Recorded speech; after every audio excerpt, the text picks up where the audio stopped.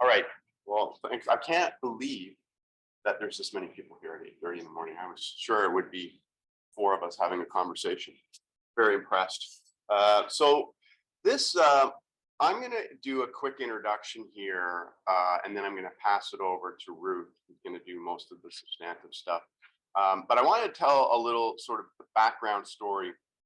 Our paper is about something we're calling human resources law. And so the background here is I started to notice a few years back, maybe 5 years ago, that a lot of law firms I don't say a lot, but there was a trend emerging of law firms in Canada changing their moniker from labor and employment law firms to human resource management law firms. So I got interested in this idea of HR law. What is HR law? I didn't see it anywhere else. It was starting to appear in some of the Toronto law firms, a couple out in British Columbia. So I started to sniff around a little bit, and then I learned that there were some new academic programs starting up called HR law. So there were, in some of the business schools, they were offering HR law courses. And then at my place at Osgoode Hall Law School, about 8 years ago, they introduced a certificate in human resources law, right? So we see the emergence of law firms identifying themselves, self-identifying as human resource law. And we see the beginning of academic programs called HR law, degrees, diplomas, courses, certificates. So I started to dig a little bit more, and I found a textbook called Human Resources Law, first one in the world, and it was out of the United States, and it was on the 5th edition. So I wrote to the head author of that, who's a business professor at the University of Minnesota Business School, and I said, how did you come up with the idea of naming your book Human Resources Law? And he said, well, it's an interesting story. He took over lead authorship of this book on the 5th edition, which is the one I had seen. So the first 4 editions were just called Labor and Employment Law, which is the standard moniker we use in North America. But he said he was actually a lawyer. He was a labor arbitrator, but also a business professor in the business school. And he said, I read the book, I looked through it carefully, and it seemed to me that what this book was teaching was not really labor and employment law in the way I've always understood it, coming from a labor law background. It wasn't what the material covered the same subject matter. So the statutes were still in there. You know, it still had the NLRA and the Fair Labor Standards and occupational health. It had the same content, but the way it was taught was completely different. Okay, so he said it to me, in his mind, calling it labor and employment law didn't really make sense, because that's not really what it was. It was really a guide to management on how to manage the law, right? And also how to avoid the risk of law. So as a classical labor law lawyer myself and a labor law scholar, I thought this is different. It's not just the law firms are rebranding as HR. That really there may be something else going on here. That really it's a reimagining of the subject matter through a different ideological lens. And then it just so happens that right around when I was starting to sniff about all this, I got a call from an organization in Toronto of HR professionals. And they had this annual lecture, and they said, would you do the annual lecture this year? And I thought to myself, normally I would think, well, what the hell am I going to talk to a bunch of HR people about? But it just happened that I had this idea that had been percolating in my head. So I called the talk, What is Human Resources Law? And I traced this history, and I started to think about a paper, and I went through various drafts, and it was always called What is Human Resources Law? And in the way I write it, I tend to write, this was like 80 pages I wrote of what is HR law, and it went through all these variations. And then I kind of got stuck, and then I was talking to Ruth, And we have this thing where I tend to write these long 75-page things that I can't figure out what to do with. And then I give them to Ruth and she looks at it with fresh eyes and fixes it all. We're kind of like, the Eagles in writing songs where, one of the writers does like 27 verses and then you give it to one of the other singers and they say, okay, get rid of 20 of those verses. So that's how we work.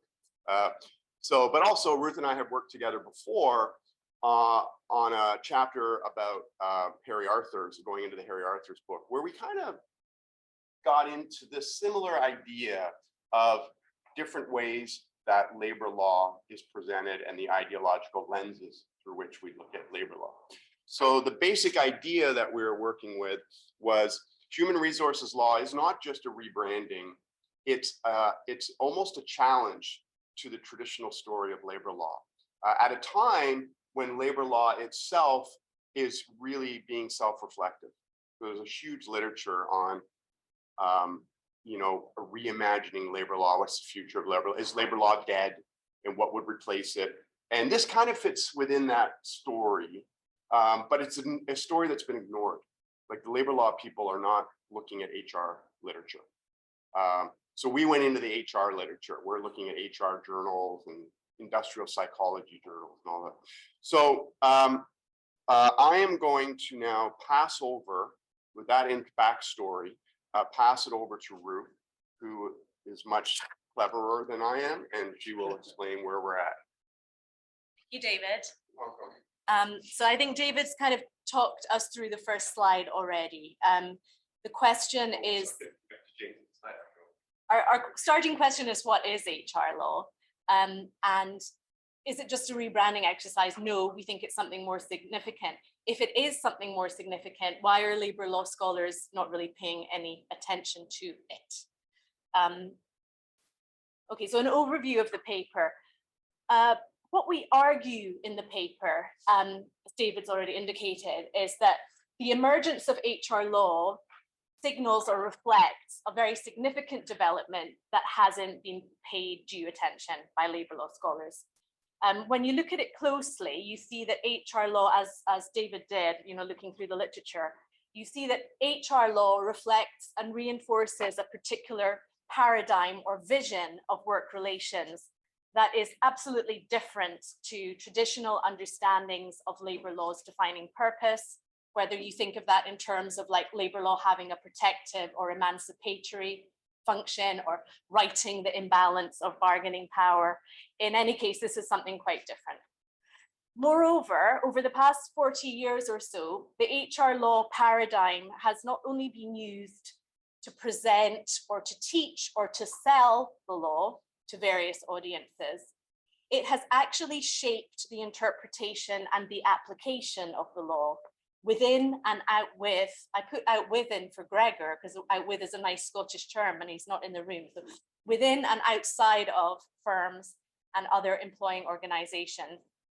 So it's this HR law paradigm, we argue, has shaped judicial decision making. It has even shaped public policy and legislation. Patently, then, this is not something that can continue to be ignored, largely ignored by legal scholars, who should instead make every effort to understand the influence of HR law, both on the law in the books, actually, insofar as it's shaping public policy and legislation, but maybe more so the law as it takes effect in the real world.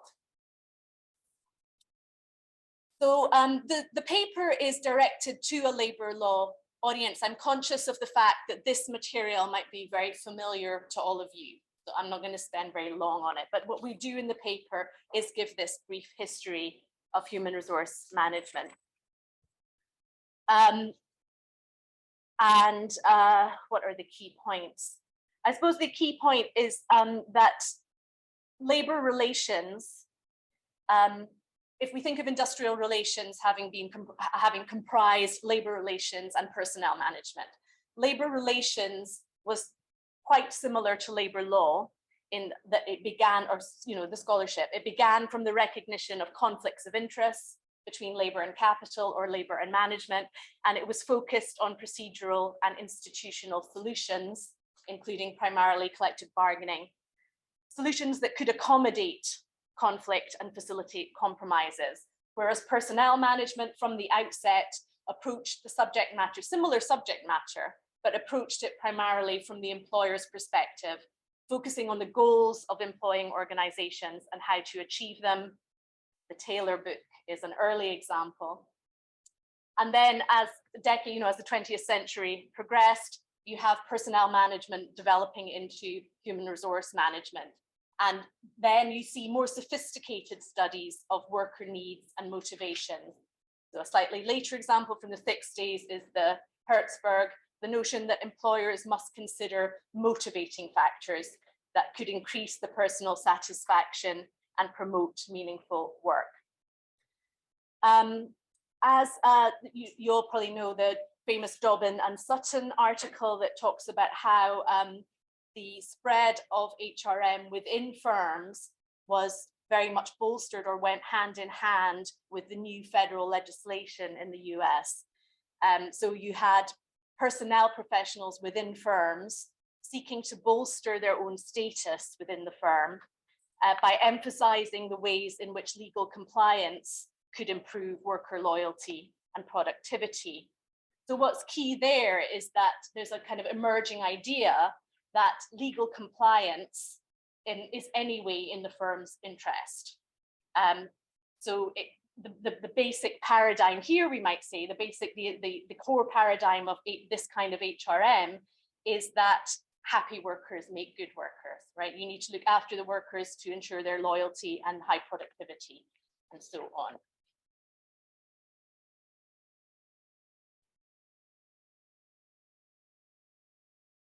So when you look even today at HRM and organizational behavior textbooks, they tend to take this kind of unitary perspective that Dobbin and Sutton identified that allows for the argument or the assumption that compliance with the law, as I've said, is in the firm's best interest because it will improve worker loyalty and commitment.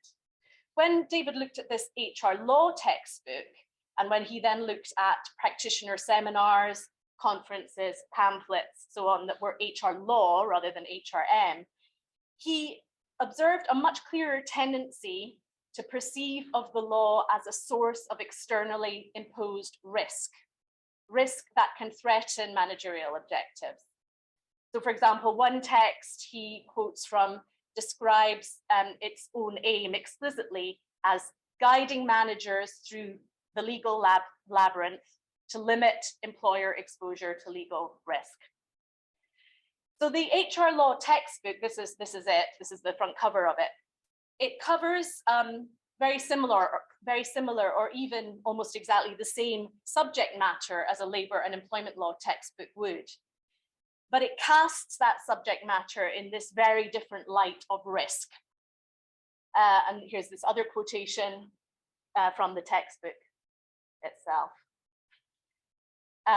So one example, a key example as far as labor lawyers are concerned is how the textbook, how human resources law deals with collective bargaining and unionization. So of course, from a labor law paradigm or from a labor relations paradigm, again, it's conflict of interest, it's the procedural solution, the facilitation of compromise, the rulemaking. But for HR law, it's risk and it's very explicit advocacy of remaining union-free. The business should remain union-free, and these are the steps it can take to remain union-free.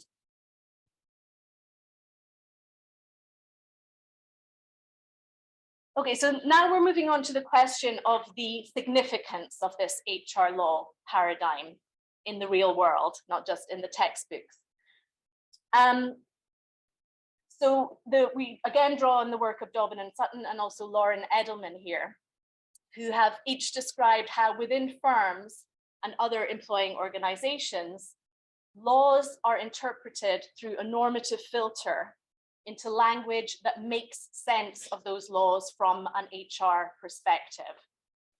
So it's the different HR paradigm or rationality is used to interpret the law. And this is aided in the case of the US, as they have argued, by the fact that the federal legislation is drafted in really quite open terms. So it does leave quite a lot to be, to interpretation. So HR managers within firms grasped or took hold of this openness and found that they had a lot of freedom to decide and to state what compliance with the law would mean in any situation. So Edelman talks about creative compliance with the law and about symbolic compliance with the law. She talks about how managerial rhetorics transform how managers think about legal signals and legal issues, and how they transform how legal signals are translated and then conveyed into managerial action and decision making.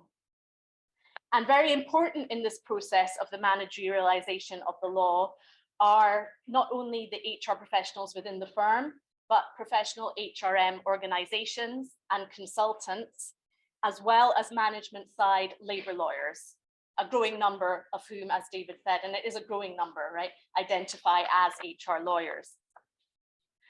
Edelman has also described how over time, the managerialization of the law within firms can spill over into what she calls legal fields, including decision-making, courtroom decision-making.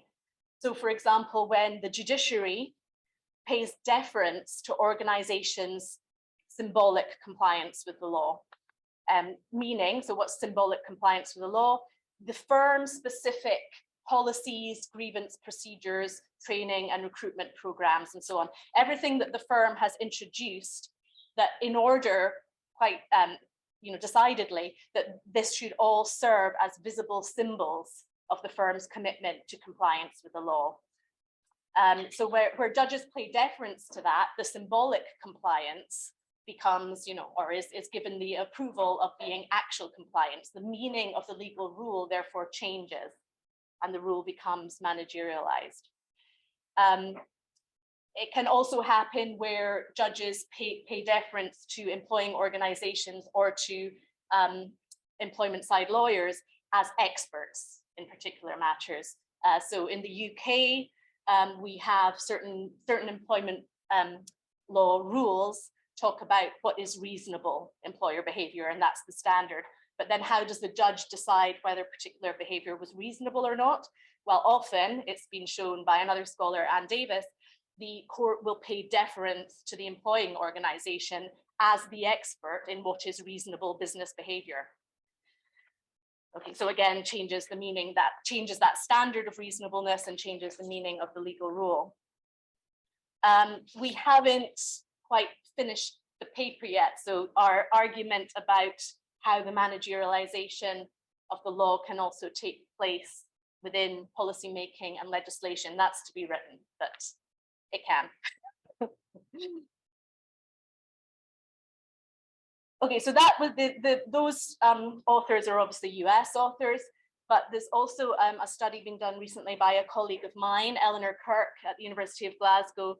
She did a study of human resource managers and the legal consciousness and the legal activities of human resource managers, the law-related practices of HR professionals in the UK. I think she did about 25 semi-structured interviews, as well as a massive literature review. And what she found is it's a little bit different. I think it's a bit different to Edelman, Dobbin and Sutton, and I think we do have to be very conscious of jurisdictional differences when we talk about the managerialization of the law and not assume that what has happened in the US, what's been observed to happen there, is happening in the same way everywhere else. So she found some differences. What she found was that HR professionals over time have become increasingly lawyer-like in their work, or as she calls it, quasi-legal. She found that legal expertise, insofar as these professionals have it or can profess to have it, it can confer legitimacy and authority on the HR role within firms and more broadly across the economy. So again, HR professional bodies will advertise how they're expert in the law, or they'll give that impression of being expert in the law and being having this important legal role within firms. She also found that HR professionals will use the law quite consciously to lend substance and authoritativeness to organizational policies and procedures. It can help within, at a kind of micro-political level within the firm when HR is recommending one course of action and other managers are saying something else. They can say, but it's the law, and try and bolster their argument in that way. But HR professionals also admitted in these interviews to using the law to protect the firm, to keep the employing organization out of court, and to legitimize managerial definitions of what is right, fair, and justifiable in any particular case. She also wrote in the article about the encoding of HR law, what she calls quasi-law, because it's quite different to the black letter law. The encoding of quasi-law within HR manuals and policies and procedures.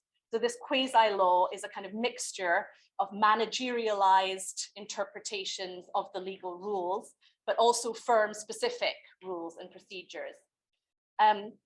Now, on the upside, this encoding of quasi-law might be a good thing if it can make respect for the law into a kind of standard practice within the firm. The downside is that this mixing of the law, the mixing of the managerial interpretation with the firm's specific, procedures, can make the formal legal rules themselves largely invisible to the workers. So it makes it even more difficult for the workers to enforce the law. They can't see the law. They don't know what the law is.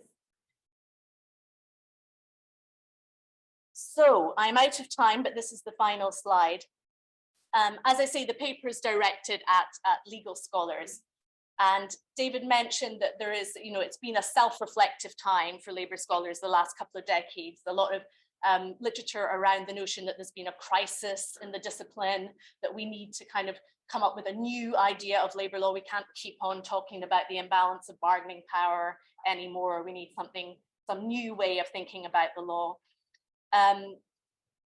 Some of this work looks for a paradigm in legislation and in public policy.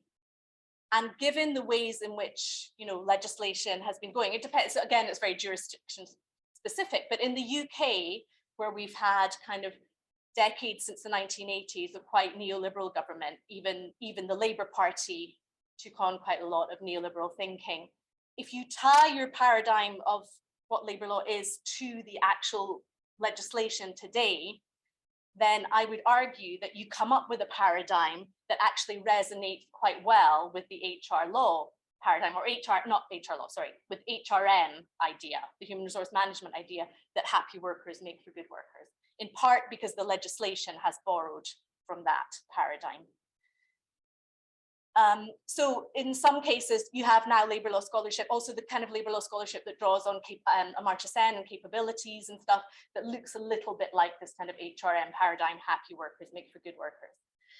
That's all very interesting, but what we suggest in the paper is that there is this absence of real engagement on the part of legal scholars with the managerialization of the law, with the HR law paradigm, which is so important in the real world, and which, if we really want to understand how the law takes effect in the real world, both inside and outside of employing organizations, then we need to engage more with it.